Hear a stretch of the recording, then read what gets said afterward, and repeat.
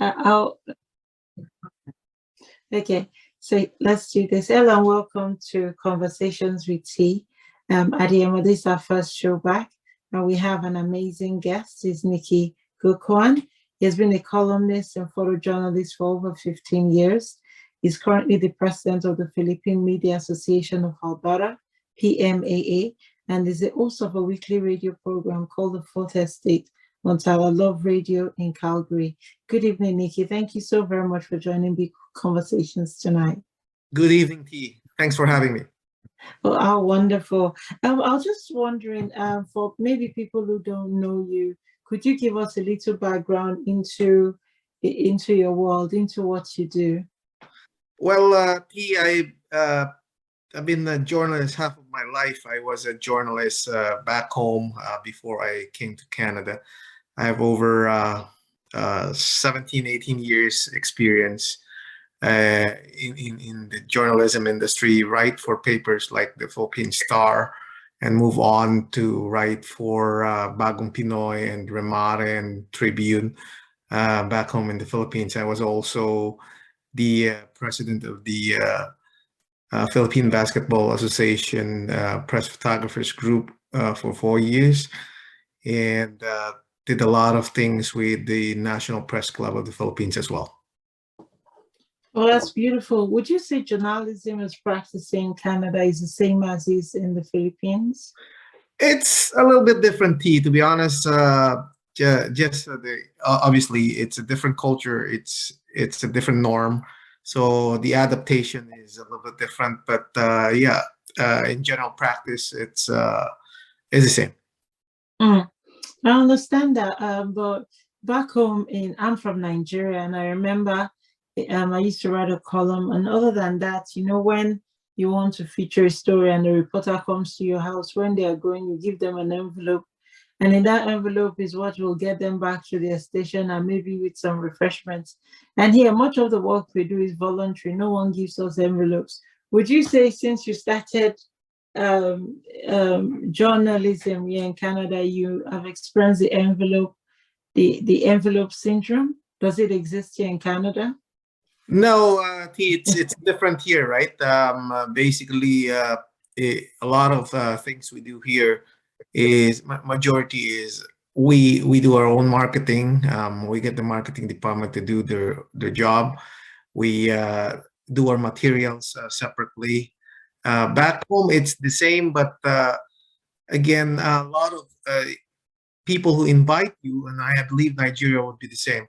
A lot of people who invite you generally, I would say, would have materials ready, would have necessary, I even say giveaways, for you to bring home, right? So it's a little bit different.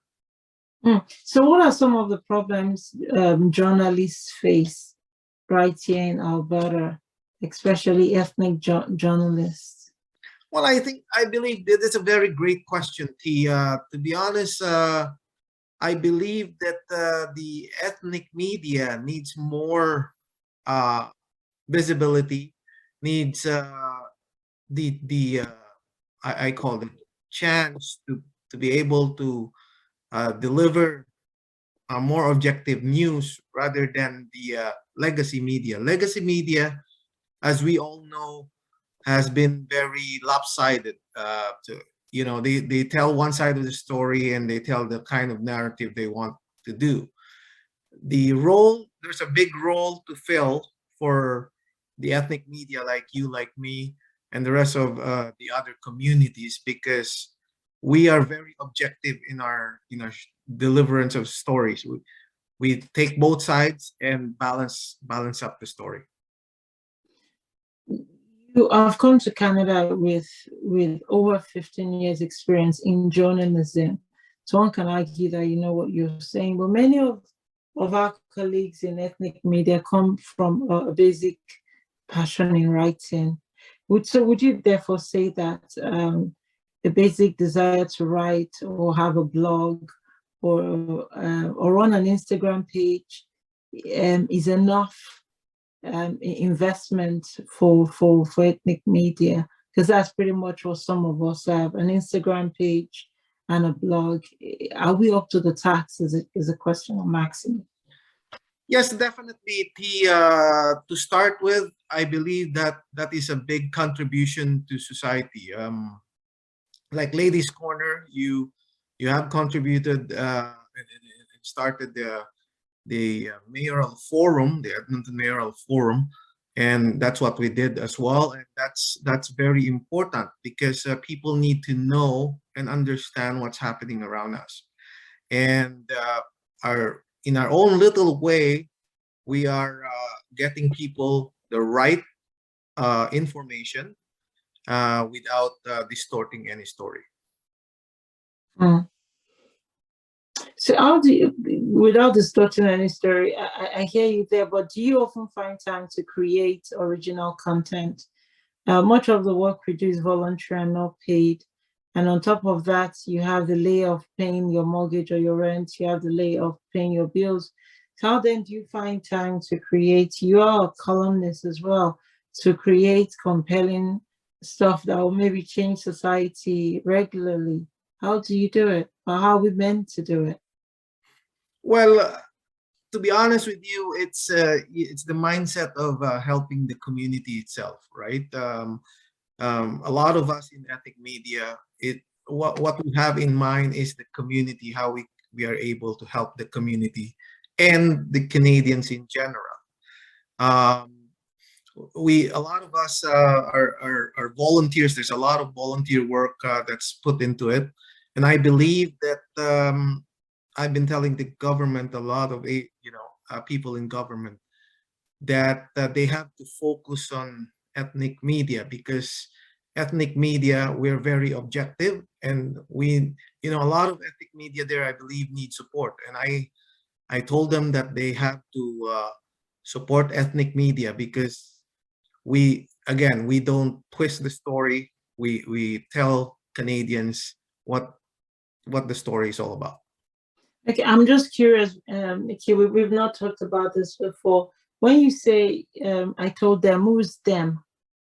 Oh, sorry. Yeah, my apologies. Well, I told some politicians, particularly, I could name a few politicians that I have, had discussions with, that I said, I told Travis Stace, and I said, the importance of ethnic media. Travis Stace, to be honest, he was prior to the leadership race. Travis Stace invited ethnic media to talk about how they're planning to balance the budget. That was at the onset of the Kenny government, then trying to balance the Alberta budget, and that's very good. And he was really happy to see the results when he invited ethnic media, because we produce a balanced story. Mm-hmm. Okay, I'm just wondering if there's any point to these conversations, because I hear what you're saying, and by God, I appreciate even initiating those conversations with politicians higher up the hierarchy. But my point is, I've been here like 4 years. I'm not seeing any shift in the pendulum. I understand. My point of view is helping communities write objective stories, being the watchdog of communities equals poverty. And is anybody caring? Do they listen? Is this a serious thing? Is this a serious industry for ethnic media? Your thoughts?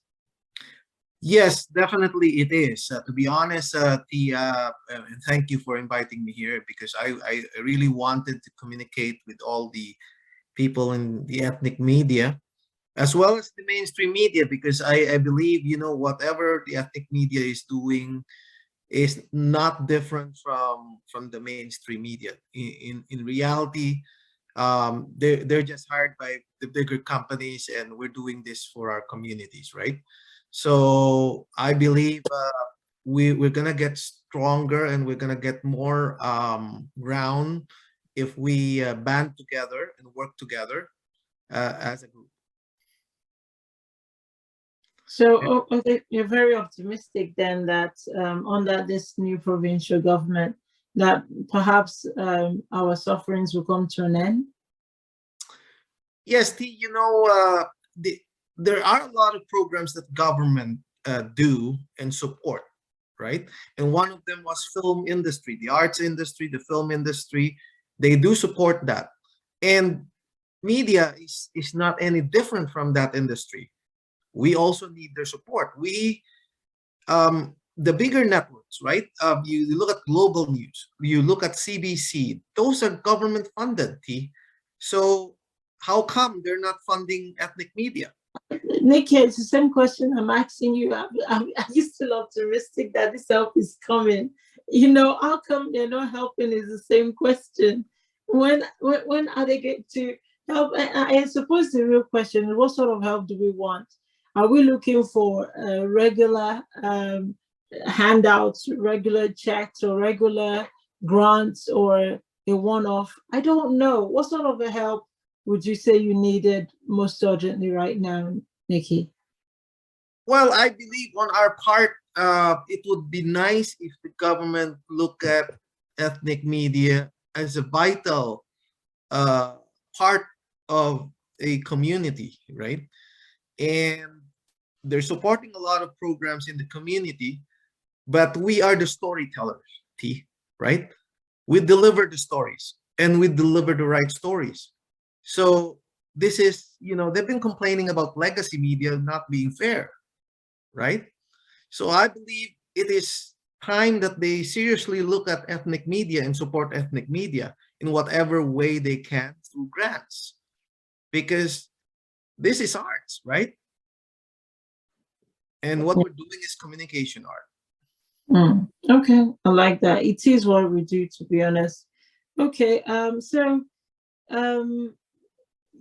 would you say, okay, so let's go here now. What is your take on the new provincial leadership, Danielle Smith? Do you think she would support ethnic media? Well, that's my sincere hope, T. Okay. I haven't really had a chat with Danielle Smith as far as the ethnic media is concerned and the importance of ethnic media. But I will definitely take time and reach out to see what they think of ethnic media and how we are able to support not just our communities, but the government as well. Well, I like the way you. So in your conversations with today, she was sworn in previously. So what was the feel in previous communications or conversations with Premier Danielle Smith? Well, I haven't really talked to Danielle Smith about ethnic media, but in previous governments, like the Kenny government, did not, I believe, did not take ethnic media seriously. Let's be honest. The previous government, provincial government of Rachel Notley, did take ethnic media seriously because they have been inviting ethnic media to the legislature, right? Now, during the Kenny government, it changed a little bit, and they were really too far out. They just distanced themselves and were just dealing with the mainstream media, and that's one thing that I believe should change. With Danielle Smith in there, and with Danielle Smith being part of media, online media, then she should start reaching out to you, to me, and to our ethnic media friends. So how can we ethnic media work together then? Because it seems like there's power when we bond together, power in our unity. I believe we could collaborate, just like what you're doing right now. It's collaboration. We can work on certain projects together and make things happen. Stories are delivered in a different way. You have your own style. I have my own style. Everyone has his own style. So it's different. You don't have to be scared, because it's how you deliver it. It's how you present it. And each one has a different style. So we do all this work to help communities. My question is, are the public even listening? Do they even care? Your thoughts? I believe they do, T. To be honest, little by little, I'm seeing a lot of people comment on things. I write articles with the Alberta Filipino Journal, and I do my weekly program, and I get good feedback out of it. It's not something that is built instantly, but it takes time to build. This is the reason why I always say, T is putting a lot of time doing Ladies Corner and doing all these things for her community. We are doing the same, and we should work together. This is the reason why the Philippine Media Association of Alberta was born, because I talked to all my colleagues all across Alberta and said, it's time that we band together, we work together for a common goal.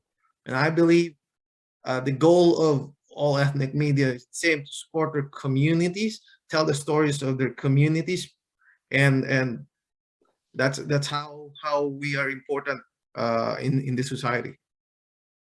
Okay. This is my final question. When you talk about telling stories, could you maybe share to our audience one powerful story that you have told in all the years you've practiced journalism that actually that made a difference, that changed even yourself?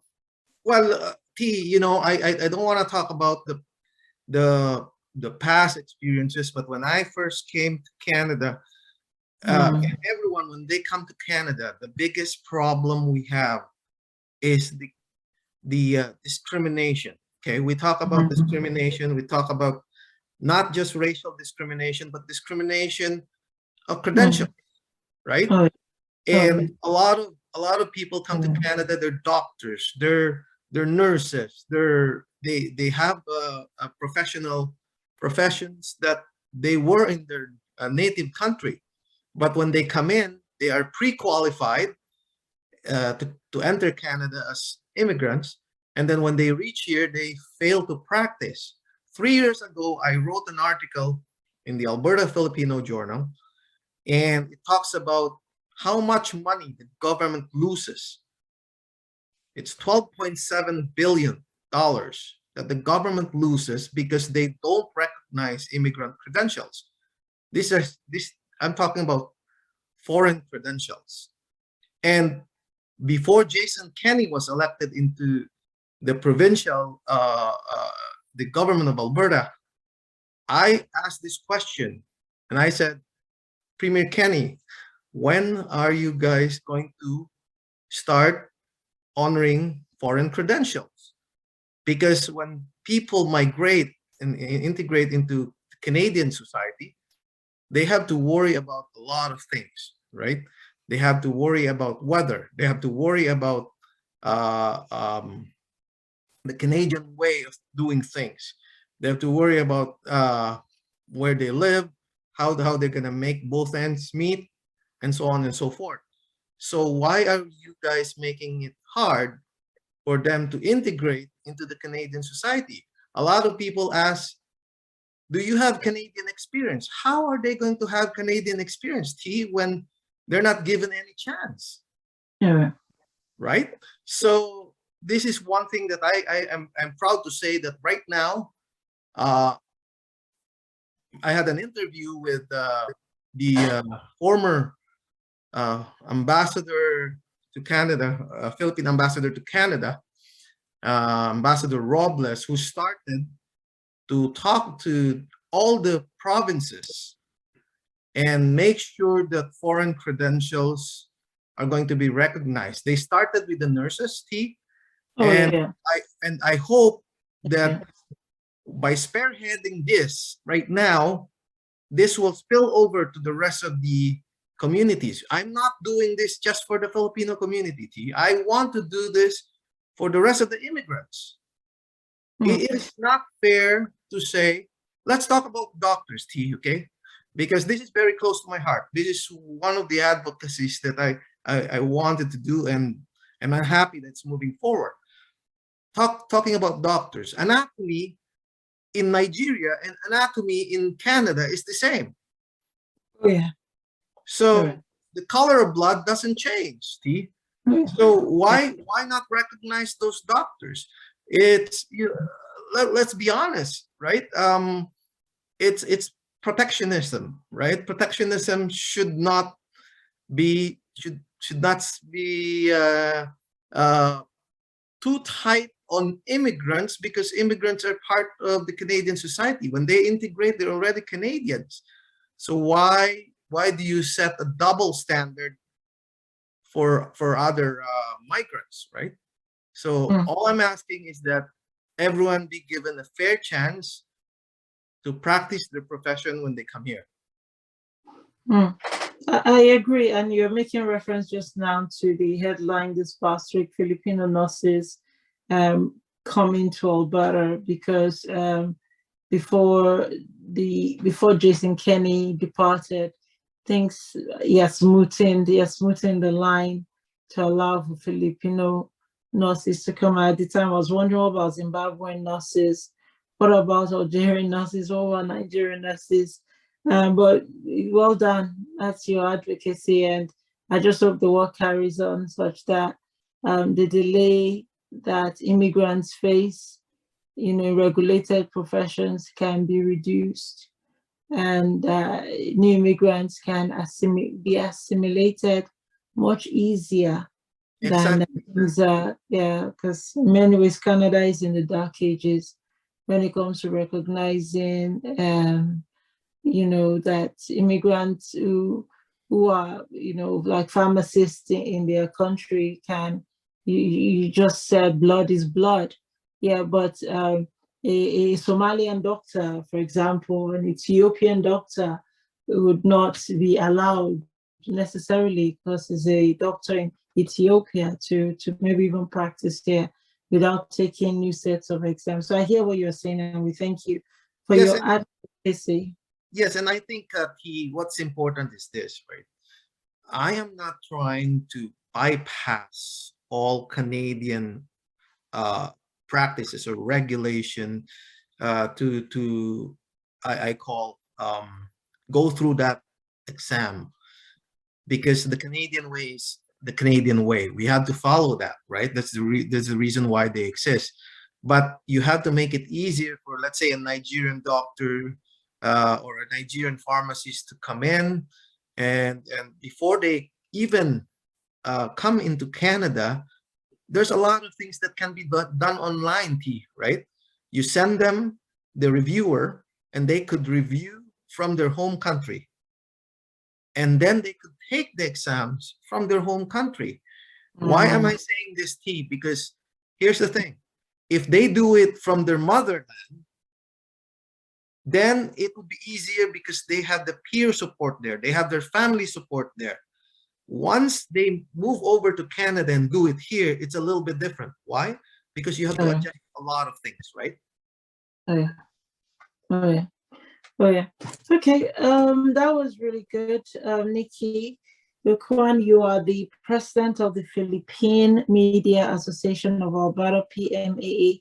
I'm afraid we have to leave it there. You're also the host of a weekly radio program, The Fourth Estate, on Tala Luvz Radio in Calgary. I want to thank you so much for your time. Thank you for having me.